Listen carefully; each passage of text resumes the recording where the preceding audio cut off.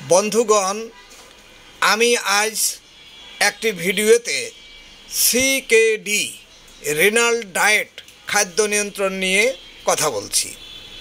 যেসব খাবারগুলো আপনাদের কমাতে হবে: লবণ বা সোডিয়াম, লবণ, আচার, চিপস, স্যুপ, প্রক্রিয়াজাত খাবার, প্রোটিন সমৃদ্ধ খাবার, লাল মাংস, গরু, খাসি, মহিষ, অতিরিক্ত ডিম, পটাশিয়াম সমৃদ্ধ খাবার, কলা, আলু, টমেটো, কমলা, ডাক্তার না বললে সীমিত রাখতে হবে।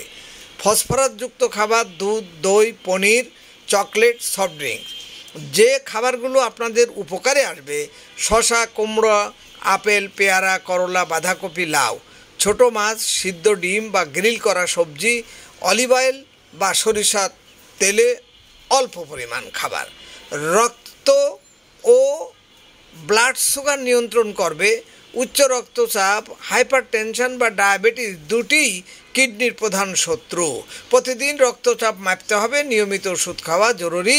ডায়াবেটিস রোগীরা HbA1c অবশ্যই 6.5-এর নিচে রাখতে হবে। জীবনধারা: নিয়মিত হালকা ব্যায়াম, হাঁটা, যোগব্যায়াম, শ্বাস প্রশ্বাসের ব্যায়াম। ধূমপান, অ্যালকোহল পরিহার করতে হবে। পর্যাপ্ত ঘুম, নিয়মিত পরীক্ষা করতে হবে: এসকেটেনিন, EGFR, ইউরিয়া, ইউরিন, RES।